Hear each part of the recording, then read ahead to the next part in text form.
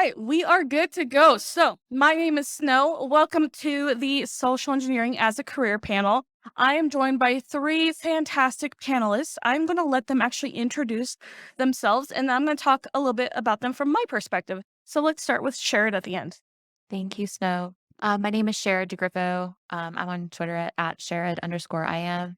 I'm the VP of Threat Research and Detection at Proofpoint. So I'm responsible for our detection within email network and cloud, meaning I run a team of threat researchers who do reverse engineering, malware analysis, network PCAP analysis, threat intelligence, ABT, and then push all of that out to our customers. So the biggest vector of social engineering for me, obviously, is in email, where we look at social engineering lures that are attached to credential harvesting or malware.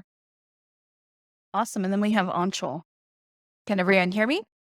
Okay, great. So, hi everyone. My name is Anshul Rege. I am an associate professor at Temple University in Philadelphia. Any Philadelphians here today? Ooh, oh, one of them. All right. Representing, cool. But I'll also take the Northeast, so that's cool. So I am a researcher and an educator. And I've been incorporating social engineering in my classroom since 2017. And more recently, we started running national, I'd say international social engineering competitions. The bulk of my work has been sponsored by several National Science Foundation grants and more recently by Department of Energy and Idaho National Labs. So I essentially look at the human behavioral social sides of cyber attacks and cybersecurity, but in my previous life, I was actually a computer scientist and worked for a couple of years in industry, got bored, and left. So, Ugh. All right, Kritika. Hi, I'm Kritika Lawani. So I am a red teamer as well as a social engineer, and I got my path to doing red teaming through social engineering. And I'm hoping to sort of share my story today. Um, yeah, right? Yeah. Is that good? Okay. No, well, you've also won some awards. Don't sell yourself Oh, short. yes. And I've also participated in the social engineering Capture the Flag, the mission competition. And I won the DerbyCon Black Badge in 2018. So now I get access to all the other cons, which is pretty cool. Perfect. All right, let's give it up for our three badass panelists.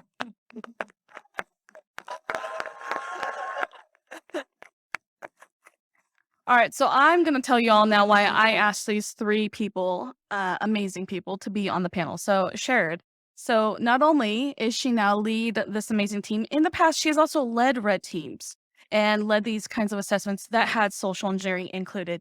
Now, this team that she's working with, they stop social engineers. So, you've had both sides of the field experience. Anshul, who is an educator who loves social engineering, right? I know that you could talk about it for days, who also leads competitions for students when it is related to social engineering. And then where Snow and Kritika have served as judges. that is true. Amazing. We will talk about probably some of those coming up. And then Kritika, who is an actual practitioner. She does this for a living. So really excited to bring three different perspectives to talk about how to make social engineering as part of a career. So my first question is to you, Kritika. What is a day-to-day life for a social engineer? What does that look like? Well, so since I'm, part of a red team, it all depends on the assessments and it's objective based testing. So it's a little bit different than like when people think of like pen testing. We're not just hacking like an application, it's a long term game or simulating actual adversaries. A lot of times it's also called adversary simulation. So part of that is the day to day is really just like either you're in an op, so you're planning an op, and the day to day could be depending on if I need to do initial access, then there'll be aspect of social engineering. So some of the apps we've run where we've had to actually do the phishing, vishing, but before that of any kind, you have to do OSINT first. So it's been a lot of time doing research on your target, trying to figure it out. But the trickiest part, I think, in combining sort of social engineering with red teaming is that it's all about being stealth and you have to be really good at your trade graph because once you're burned, you're burned. But if you are burned, it's not the end of the world because ultimately you're making the blue team better, right? So you're always trying to help overall security and overall sort of the remediation process and make your company better.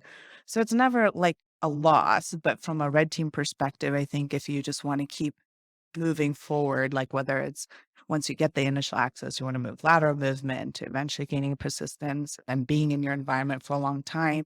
That's your objective, and you don't necessarily meet that. And then you spend a lot of time trying to have to do all the rework and building your infrastructure all over again. So the day in a life depends, but that's kind of like the long-term game. I also do a lot of like admin work, like, timesheets, things like that, like normal people. I just want to put that out there. Yep. I also have to be a regular employee, but I think the cool part is I get to wear two hats, which is being a regular employee, but also getting to play the role of a bad guy for the good guys. So it sounds like it's never the same thing. It's always changing. That's right. It is always changing. Perfect. So my next question is for Sharon. So you've kind of been on both sides of the fence with both offensive security and defensive security. So my question is, what is it like to actually sell social engineering work? How do our clients receptive to it? Are they requesting it? Do they not want it? Like what's that perspective? I definitely think that clients love it because the human element, which is a lot of what I work on now, at that time, the human element wasn't as well understood. Now we do a lot of data analysis, looking at sentiment, understanding how social engineering is leveraged. Essentially, when you think about social engineering, the whole point is to put someone in an emotional state that they will make decisions they wouldn't make at baseline. And so that doesn't necessarily mean that you're putting them hysterical. Maybe you're making them curious or just interested or things like that. So clients have always been really interested in having a social engineering component. And I think the key, and Kritika kind of touched on this as well, is that it has to be layered in as part of an overall engagement. It can't just be a sort of standalone thing. It gives you a lot more actionable results, which is what we always want out of a pen test. It gives you a lot more actionable results if you layer it in where it makes sense and make it part of the foundation of the rest of the technical assessment. But we've done both virtual, over the phone, email, as well as physical on site. And it's incredible what you can tell a client has been successful for physical on site. Of course, no, you do a ton of that. So you know. But I mean, how many of you have gone to Goodwill and bought an old Dell shirt or an old FedEx shirt? Like they're $2. Just next time you drop by a thrift shop, look and see what brands you can pick up that were somebody's work shirt. Now it's your work shirt. You brought up a fantastic point is social engineering, it can be a standalone service or it can be incorporated into red team engagements or other types of offensive security service. So it doesn't have to just be that one service. It could be a multiple type of different things. So definitely something to keep in mind. So Anshul, my question to you as an educator, what is it like teaching your students social engineering? Are they excited by it? Are they terrified about it? Like, what is that experience like? Well, I have a blast. So I think it's a lot of fun. And so just a little bit of background. So I am now housed in the College of Liberal Arts, right? I'm a criminologist now. But the class I teach, which is an upper level elective, cybercrime, is open to anybody. So in any given semester, I get at least 1/3, I'd say half, technical students in my class. And at the beginning of the semester, they just roll their eyes in the back of their heads going, why do we have to do this? And then they start learning about the project and like, wait, we have to talk to people. Yes, you do. You're going to have to go out there and do some hands-on social engineering projects. So I think the really cool part for me is that I get to demonstrate what I think is downplayed severely in cybersecurity education, which is the human factor. And as someone who's come from the technical side and left the domain, right, the private sector, to go study social science, because I realized, without telling you all how old I am, uh, 20 years ago, that that's problematic. And even today, I'm still saying the same thing. It's problematic. So for me, I think the ability to demonstrate the role of the human factor is really, really important to me. I think the other really thing, the win for me, anyways, has been exposing students to ethics. I don't think we talk about ethics in cybersecurity education. I wasn't taught ethics 20 years ago. We didn't even have security as a topic 20 years ago, right? But ethics. So if you don't complete ethics training in the first 2 weeks of my class, you're out the door. Sorry, right? So these types of things, the fact that you can make it relatable to everybody, right? The fact that it's not something that's out there that's happening to other people. Almost everyone has experienced some form of phishing or vishing. So it actually helps me connect with liberal arts students who are always wondering, is cyber for me? And this has been a real struggle. How many of you are in industry? Just raise your hands. Folks from industry, okay? This is a request from an educator, okay, especially for technical, if you're out there. I'm struggling to tell my students, my non-technical students, that there is a place for you in cyber. Because the message I've gotten from industry is, yeah, we'll take sociologists or psychologists, and then we'll convert them to technical, and they can complete certs. I'm like, that's not what I want, right? So demonstrating that it is relatable, there is a place for you, it's valued. And the best part, when we're actually doing the projects, I get to tell them what the scope is. Here's what the ethical boundaries are. Here's what the scope is. They get to have complete creative freedom, which is my favorite part because every semester they have come back and wowed me. And that gives me faith in what the next generation is going to do because they are really brilliant. That's exciting. That's so exciting. All right, let's move on to what skills you actually need to become a social engineer. So, Sharon, my question for you is if you're looking at a resume, right? If you wanted to hire someone to be a social engineer, what are things that you're looking for that you hope to see on that resume? Python, sour reverse engineering. No, I'm just kidding. 50 years of experience. Cybersecurity degree. No, none of that stuff. I like the wild cards a lot. I like, as an example, somebody in my team currently has a background in art forgery. That's a great background. Now, I'm not telling you all to go get certified in art forgery reviews, but if you have something that's outside the typical technical realm that you really enjoy, lean into that and understand it. And it's not on a resume, but I do think here, I'll ask the audience a question. How many of you now have or have ever felt that you had imposter syndrome? Everyone. Okay, now keep your hand up, keep your hand up, keep your hand up. Ever had imposter syndrome? Put your hand down if you've never had a job. Okay, just a couple of people. All right. So basically, you're really all successful social engineers. You're not imposters. It's real. And so that's something I kind of look for too is people who are doing a lot of self-examination and they can see themselves from outside their own perspective and it helps them evaluate how successful they can be when they do this sort of stuff. And I also really love sentiment analysis. So people who are a little critical, a little judgy, a little opinionated, step to the front. Yeah, we like those Judge Judys, don't we? All right, Kritika, someone who actually practices social engineering, what are things that you see would be a great skill set to have this kind of role? Hmm. Well, so a quick background, like I come from a liberal arts background. So I have like liberal arts a professor over Awesome. here. So I didn't study this in school, right? I mean, all I had was critical thinking skills, analytical mindset, curiosity to learn, tenacity and grit. And I think, how does that make you a social engineer? Well, I think those skill sets, just make you a curious person ready to learn almost anything, and being adaptable has been really helpful. But part of, I think, what I like about social engineering, I think what helped me was mainly that um, I like people. I'm pretty extroverted. I love studying people. And I never took psychology because I did really badly my freshman year and dropped out of being a major in psychology. So I did. But overall, I think it's more to do with sort of that understanding interpersonal as well as intercultural communication. And I was a communications major, so maybe that helped. But overall, I think it's just being in tune with sort of the human mind and being able to be adaptable in terms of who is in front of you and are you able to respond, right?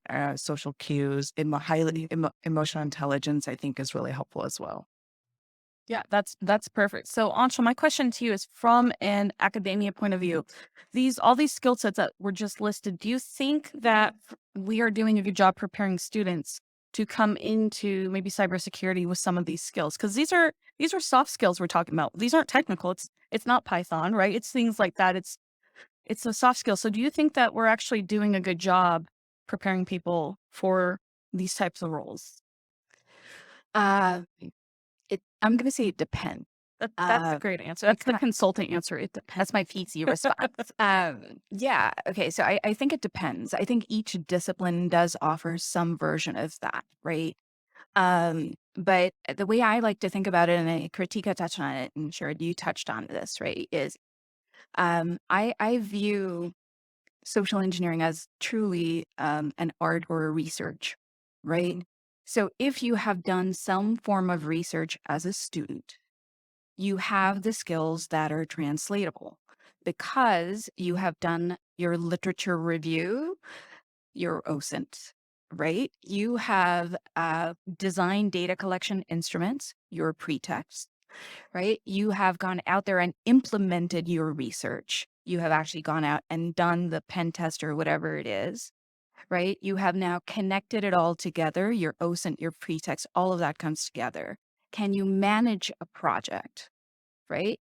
This is any project. Can you manage it from A to Z? You have a limited time, you have limited budgets. Can you make it work in that amount of time and money, right? And a lot of research projects and undergraduate research is also paid, right? So you can start that sort of parallel skill sets early. And the last, again, I'm gonna probably beat this really, really, endlessly, is ethics. A good researcher, doesn't matter what field you're in, is going to really, really follow those ethics protocols. All of our research projects go through an institutional review board, right? So I think it's a great training because if you sort of go through that, you're going to understand and respect the very population that you're either researching or that you're trying to train or raise awareness with and things like that. So those to me are important skills. Yeah, that's great. So, Anshul, I have another question. It's a follow-up question. If you have a student who wanted to do something to learn social engineering, I know you run some competitions. What are some? Can you give me some information about that? Do you have any other advice to someone who wants to learn how to develop those social engineering skill sets? Yeah, for sure. So, if you end up at Temple University and want to take my class, you can certainly do that. Where students go out and actually try different kinds of projects on campus. But if you don't have access to that, right, a lot of our projects are even available for download for free. So I've had cybersecurity students from around the world are like, well, we don't have this, but we know you've done this in class. Can we take it and ask our teacher to implement it in the classroom? So there's those types of ways that you can do that. Next thing, if you don't have something like that, come out here, right? This is a fantastic place to come try it out. You saw, if you were here for the fish competitions or if you just want to try your hand, right? Cold calls, you can do that. If the word research scares you, guess what? You've already done research. You just haven't called it research. So there is that. And of course, if you're students, high school, undergraduate, or graduate, we have summer social engineering competitions that you can participate in that are we try to change this theme up every single year to show the relevance of social engineering in different contexts. So the first year we had do a social engineering pen test on my lab and my employees. I don't know if Katora and Rachel are here, but I'm going to give a shout out to the two of them because they participated and engaged in the back. And this year our theme was, my lab has been hit with ransomware, so we're going to hire you as negotiators to interface with the victim and the ransomware groups who are actually played by folks at CISA and MITRE ATT&CK, right? What's really, really cool is you can get those types of experiences. If you don't have access to that or you're not cool with that, try to take a class that's outside of your field. Go take a class in theater, right? Go take a class in political science. So just read broadly, subject yourself to many different domains and absorb as much as you can. Perfect. Thank you. So, Sharon, we talked about some of the skill sets that would be beneficial as a social engineer. How would you suggest folks get those skills, right? There's something they can do.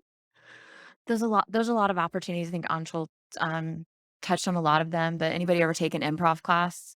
Yes, and I think that's one of the best things you can probably do.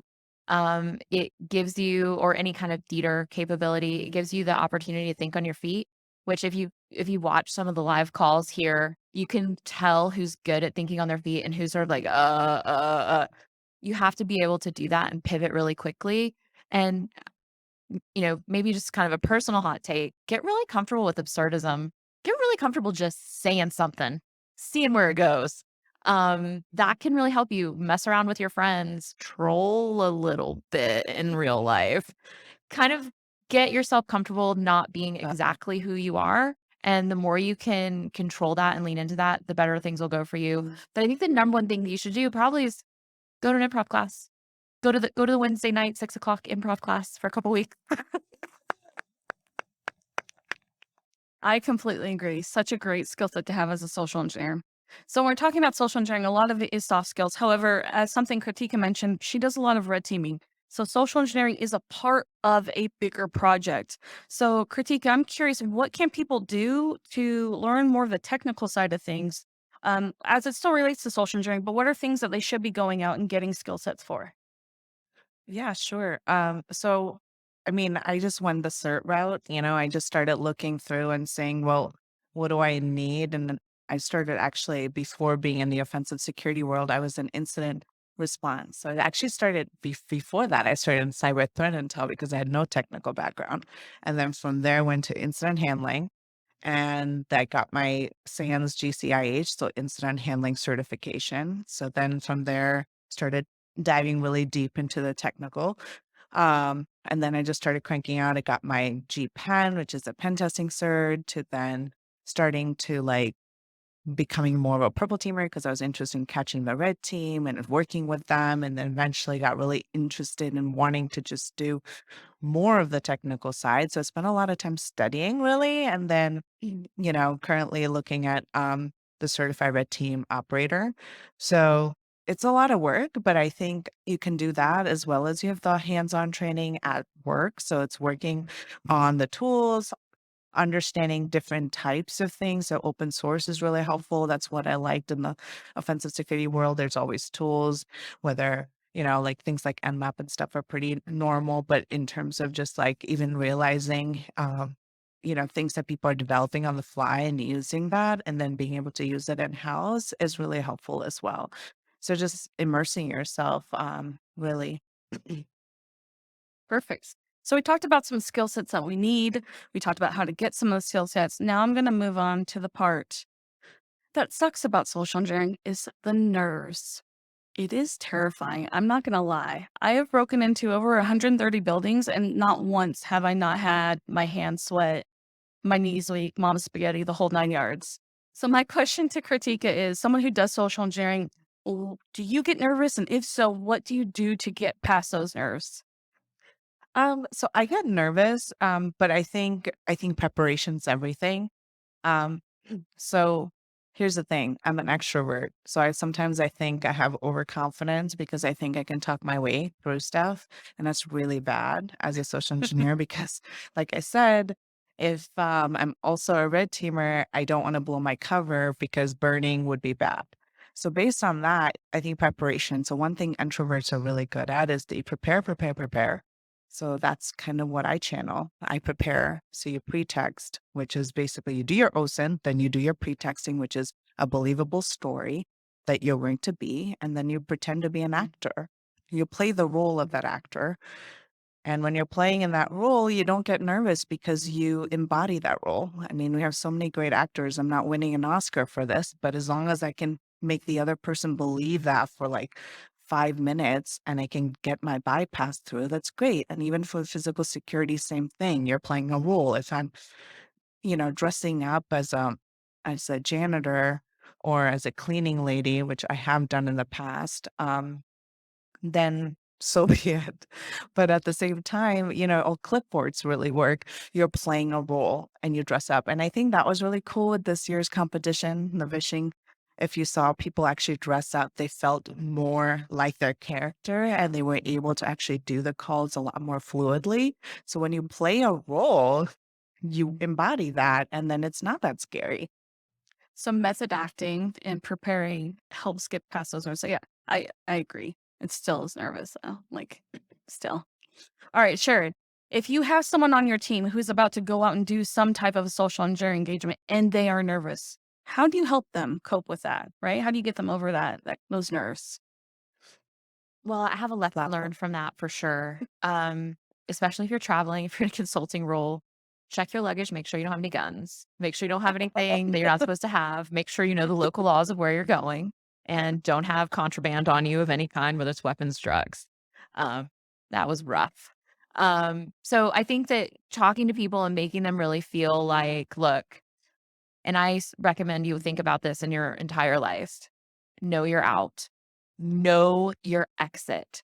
Have your exit 10 different ways ready to go and rely on that as your foundation of whatever happens. I have my exit. I have my exit. I can get out. I can get out. I can get out.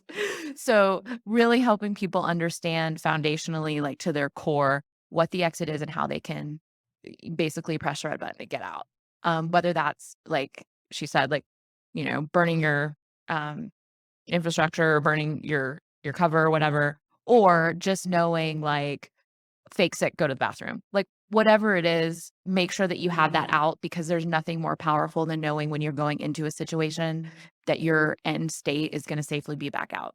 So memorizing that is what I really kind of am like, look, this is what you are, this is what you're doing. Imposter syndrome is your business. This is why you're getting paid.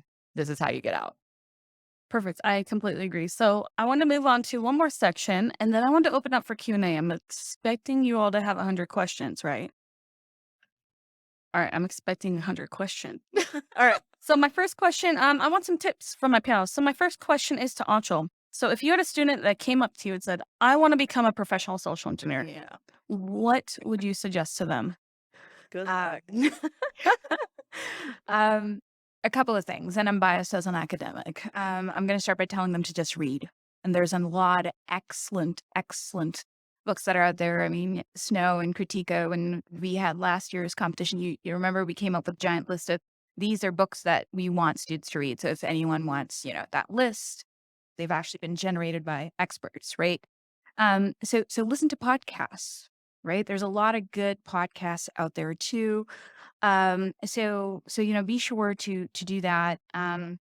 Follow these people on social media, right? You've seen some phenomenal people here throughout the day, throughout the 3-day event. Follow them. They're doing great stuff. So just see what they're up to.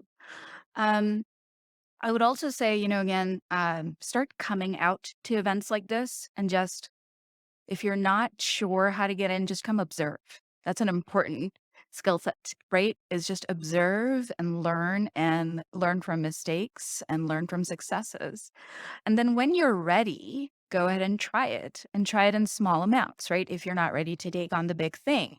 So if you're not ready for the vision contest, try out the cold calls, try out the research call, right? So you can try that out. And figure out what you're comfortable with. Where do your strengths lie? Where do you need to do a little bit more work?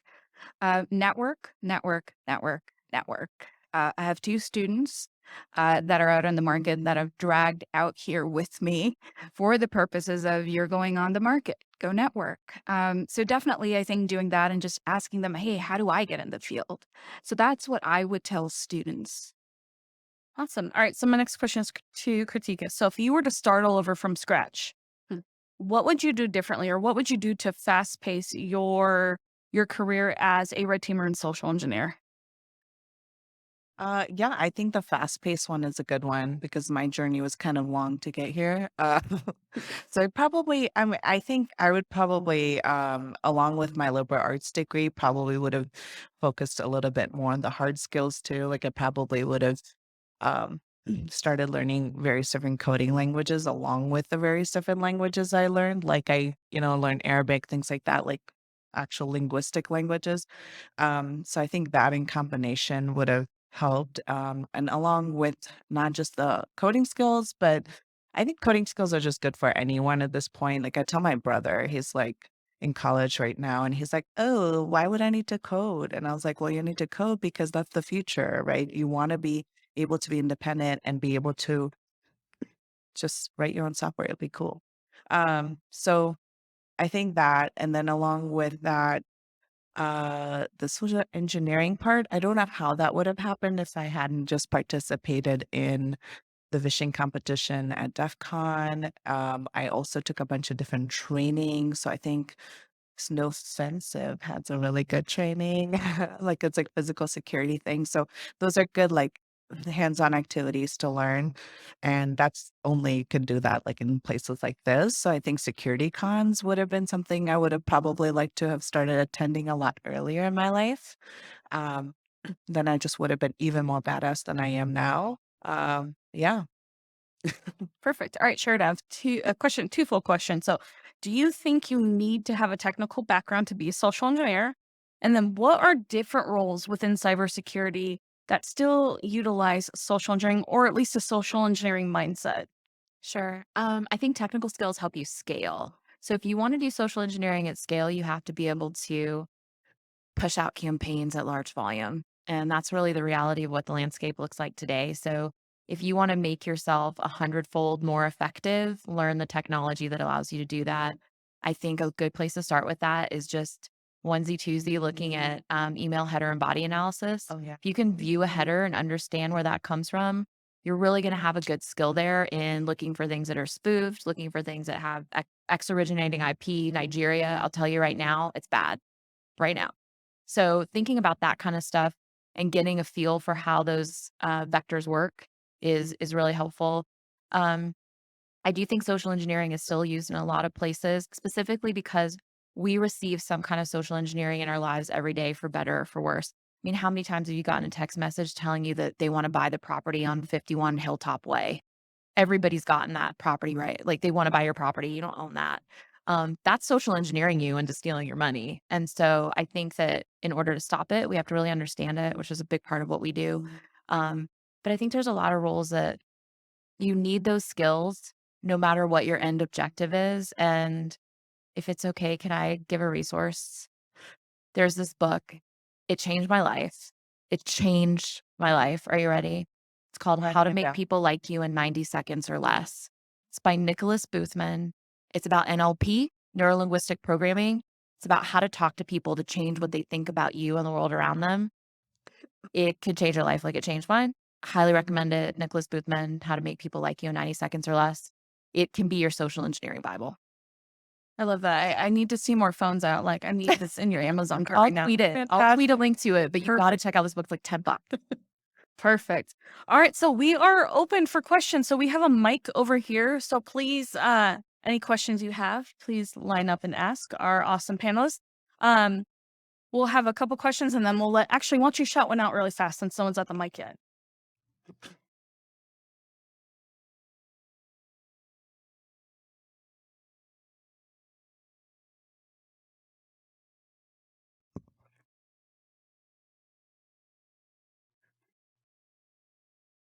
Yeah.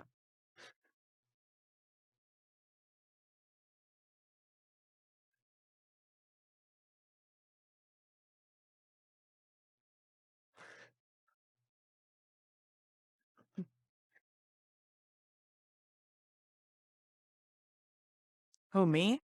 Yeah, probably. You mean like in terms of wishing in a different language? Okay. Uh, I think it just helps for me to know. So I probably would not wish in Arabic because I only know Fusha. So, which is modern standard Arabic, which means can only read and write. So, moment I start speaking in Fusha, people already know, oh yeah, what the hell is she doing? Because it sounds like, who speaks in like Shakespearean English.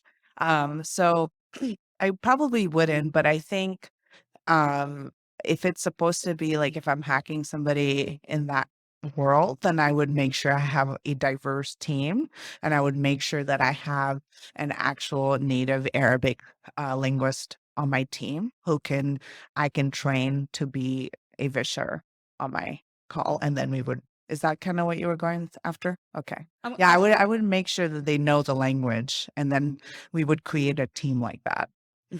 I'm going to repeat the question in case you didn't hear it, but pretty much what if you are interacting with someone and not your accent is off, right? They can catch that, and that was critique. Is answer was pretty Can I, much someone you can train was yes. can I add to that? Yeah. So going back to that, right? And I think that's a really important question. There's language, there's culture, there's religion, there's all those other aspects that I think in North America, especially here in the United States, social engineering is very American centric, right? So I speak my language fluently, but I also speak it because the language that was taught to me was brought from India in the 70s. All right. So I speak the language from the 70s. When I go to India right now, and even though I speak it fluently, they're like, you're not from here because the language has moved on, right?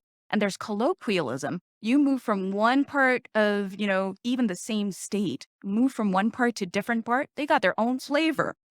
They got their food. They got so all of those things. If you don't understand that, it's not going to work, right? So you really, really need to be able to understand, appreciate, respect that because something that you design here may not work there and that's going to fail. Yeah, and I would just also add that I think part of being a good social engineer is also understanding what you're not good at and what the limitations are, because that's when you would make sure you have other people on your team to help you with that, to compensate for your deficiencies. Like, for example, I would never try accents that just I can't do because that's starting off, with basically failure, which would be very easy to spot. And like we talked about, we're already nervous, and then you add another layer of difficulty. It means your pretext is not going to be as true. And the other thing is, it needs to match your believable story in your pretext. So if that doesn't flow, it's not going to work. Thank you for the question. All right. All right, little bit of a loaded question, kind of coming off of last night's panel as well about like ethics and morals. But how, as three professional social engineers, have your ethics and morals sort of changed over the course of your career? Especially like when I started doing adversarial emulation, I was like, everything and anything should sort of be on the table because that's what they do. But then there's also sort of that psychological repercussion on you yourself as the tester, especially given what we just talked about, 2 or 3 talks ago about, the repercussions on the individual. So how do you weigh the implications of your pretext on the individual as well as yourself? And how has your sort of ethics and morals about your social engineering pretext changed as you progress through your career? I'd love to talk about that. Hey, um, I think for me, especially with COVID, honestly, I think that a sense of urgency is fine. Traumatizing someone is not. Correct.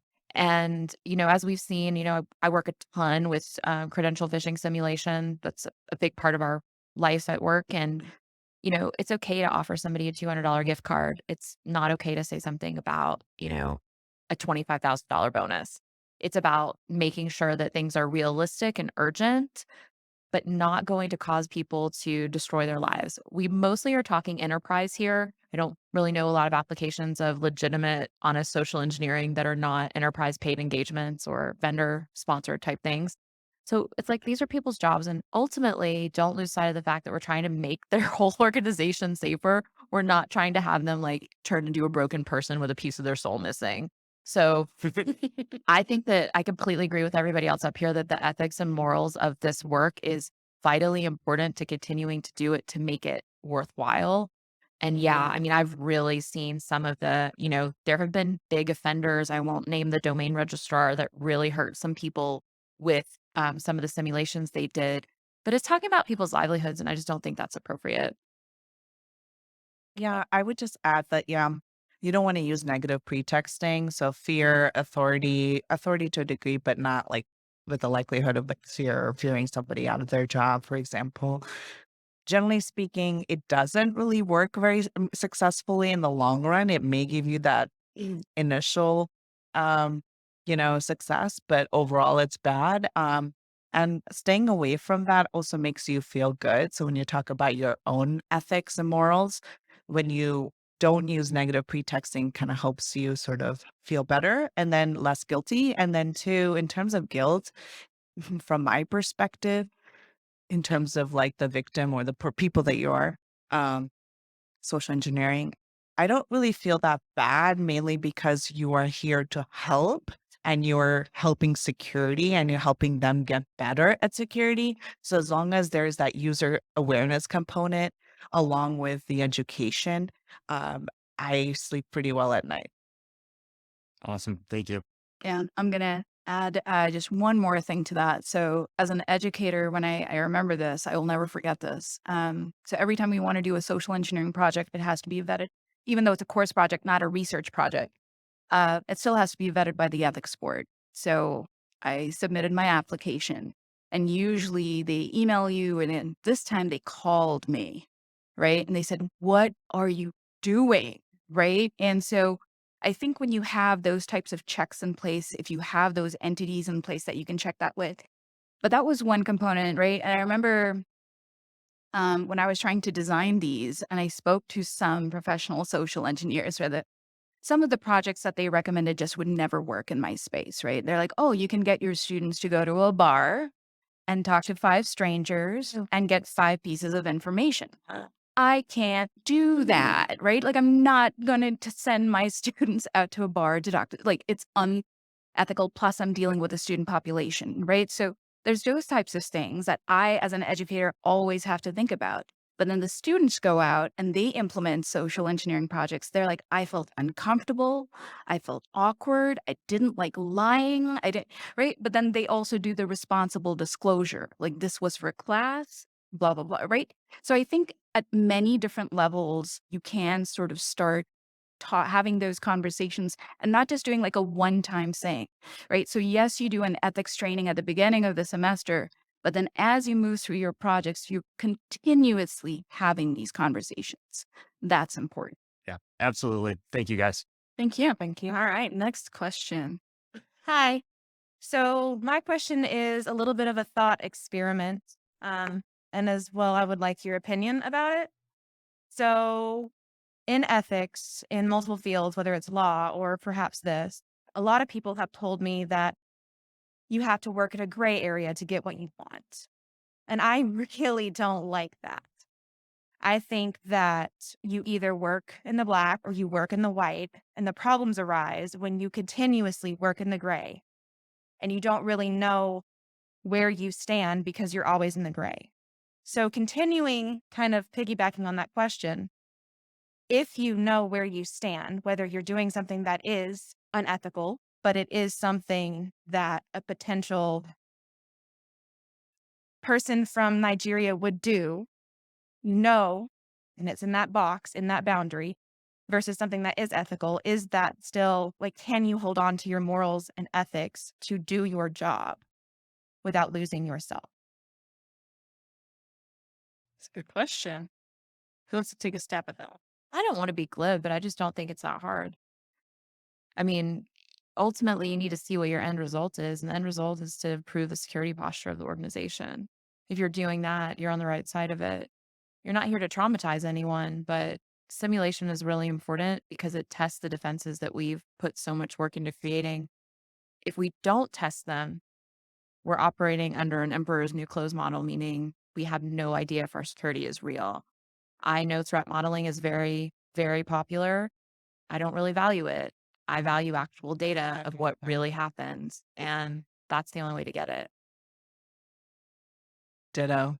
Um, that's, I'll just ditto what Sharon said, but I'll also elaborate.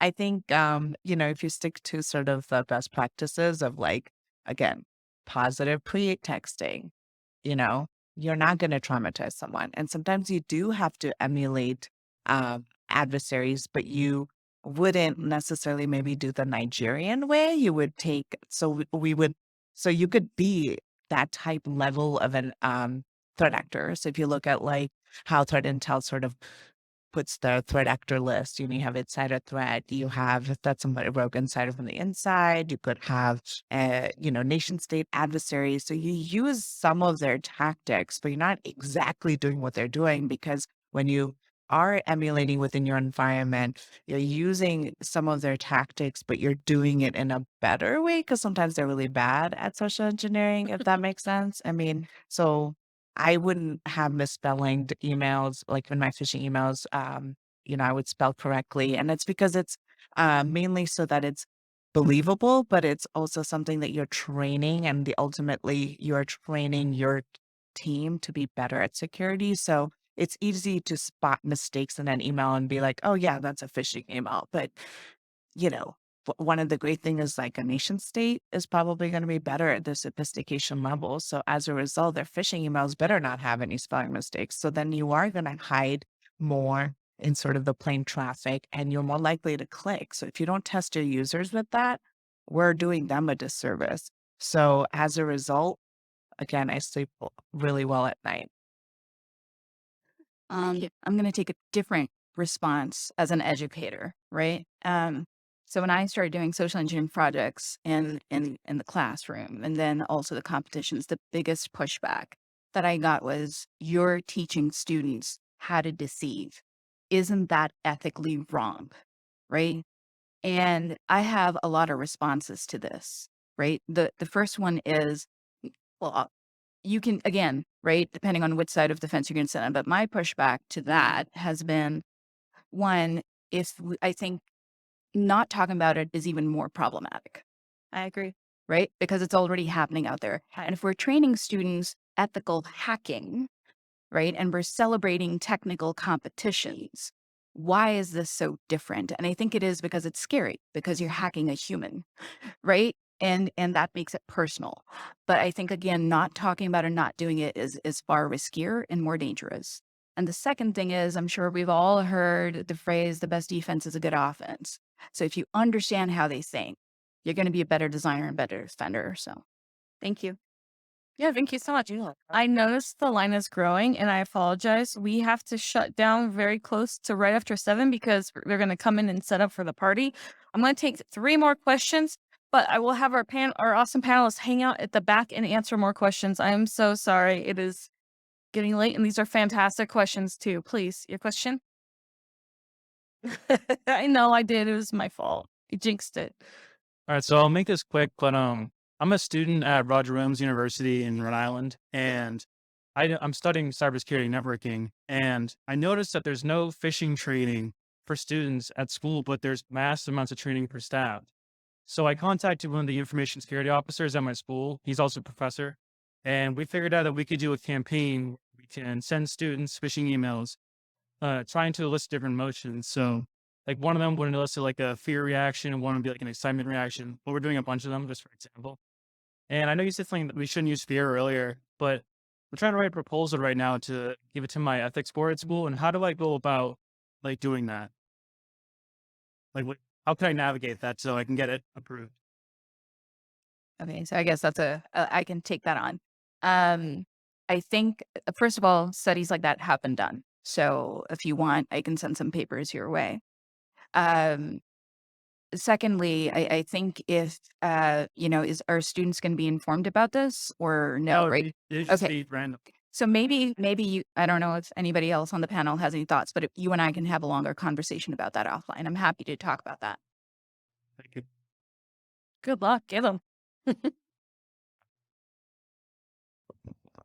Hi, I work as part of an insider threat team, so I was just curious to get your guys' input on how, like, my team could better help serve the organization, protect our staff in terms of like social engineering. If you guys have any advice related to that, that's I could take back to my org and pass along, maybe implement. Did you get that? All right, so you are a little bit muffled. I heard we're internal red team and then I kind of lost you after that. Sorry. Sorry, I have a thick mask. So I work as part of an insider threat team, and I was curious to hear if you guys, interface with insider threat teams in your organizations. Do you have any advice for me how I could bring, some of this back to my org and maybe improve the program, help better protect our employees and the organization? I work a lot on insider threat too. I think unfortunately, especially with the ransomware situation, the ransomware landscape over the past year and a half, we've seen um, the ransomware threat actors will offer bounty to internal employees and say, hey, we'll give you $50,000 if you put this USB through the network. And so I think from a social engineering perspective, they are leveraging social engineering within the organization as the insider threat. And so we have to get really good at spotting that. I think that honestly, technical means are probably one of the best ways to spot insider threat, even though it may seem that traffic's really hard to suss out. It's actually not. The behavioral analytics around insider threat are strong. The products that I've worked on are incredible at being able to figure out sentiment for someone about to quit. So if you leverage the tools that you have technologically in your arsenal, you'll be in a great spot. And I also think random testing for that is really good as well. Insider threat testing works. Yeah, I would just say I think having an insider threat program is really important. I worked in an organization where we had one, then they got rid of it, and then they implemented it again. But all this to say, I mean, yes, political battles, but all this to say that it's needed and it works. So things like you kind of do like a crown jewels assessment, like try to figure out in your organization what is the most important things, and then what do you need to protect. And then you look at your like highly sensitive documents, things like that. Basically, what is it that the company really cares about? And then from there, you go about trying to protect it and putting detections and things like that in place so that you can monitor it actively along with your employees as well. So like another cool way to do that is like folks that might be like highly risk because let's say, they were on a potential redeployment or are going to be let go soon situation. Those that could be potentially high risk. So you monitor those folks, something like that. Thank you.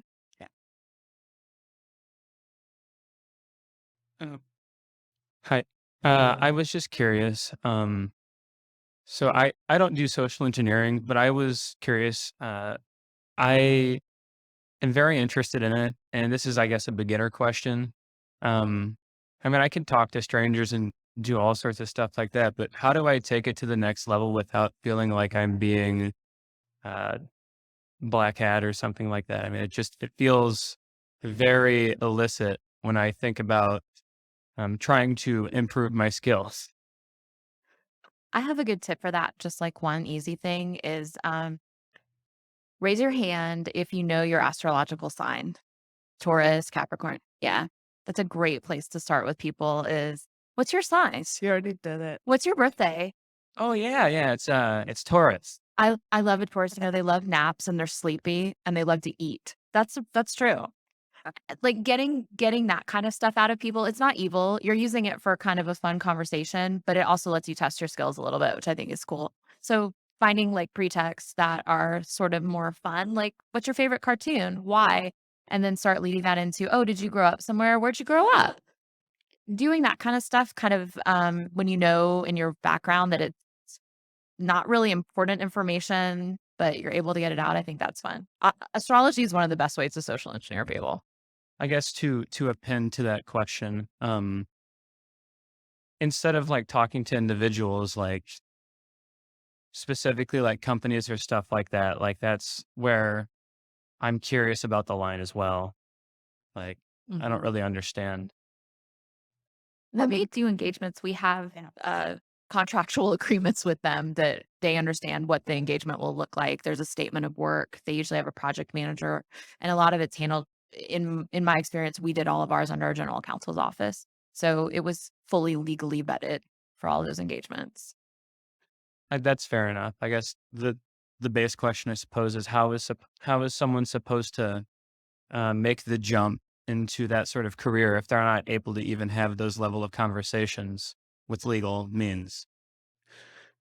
I guess my recommendation would be kind of what Sharon said is I think initially you just want to be able to use like these like benign flags with like friends and people that you're comfortable with. Then you try to go with like strangers. So like conferences are a good way to do that. Like all these people here.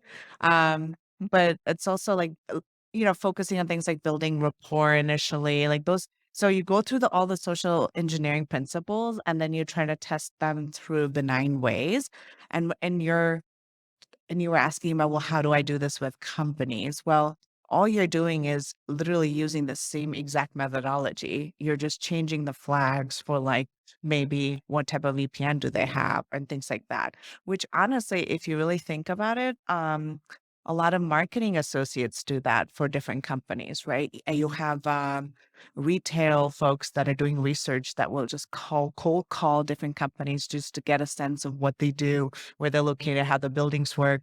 So you can do some research on like type of the jobs basically that do that, and then you can just learn more. Sales is another great example of ways you can learn. So if you're interested, sometimes just getting these jobs can give you that training too. Fair enough. Thank you. All right, our last question. Uh, So keep speaking to the mic. sorry. You're fine. Yes. Does a non-English social engineer need to know another language, or an English social engineer need to know a second language to talk to Swahili? I think it depends on your target. So it depends on who you're going after. So, I think what makes social engineering different than like, I don't know, influencing or anything that you would do in a normal life is that it has an objective in mind and you're trying to get something out of it. So if your objective is, and your target in this case is a country, it is a different country or company in a different country or a person in a different country, and you want to be and look like them, then chances are you're going to need those skill sets.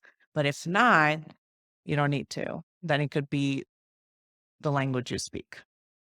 Yeah. I'll open it up to you guys. Any thoughts on that? So is it required? No. Does it help? I think so, right? Because it just helps you understand things a little differently. And this, I wouldn't say language on its own. I think it's language connected to culture, connected to all of society, right? Ways of thinking. What is perhaps, and that's what the panel yesterday talked about too, right? Is what is moral or ethical here may not be somewhere else, right? Like it's going to vary. So I think understanding that as a whole, as opposed to just language, would help. Awesome. Thank you so much for the question. Thank- All right, I want to thank my three fabulous panelists, Sharon, Anshul, and Kritika. We have our SEC challenge coin for each of them, so I'll be passing these out. But thank you all for coming, listening. If you have questions, stick around. But we do have to clear out the room somewhat fast so we get set for our party tonight. You all are invited at 9:30 here in the village. Thank you again. Thanks for coming.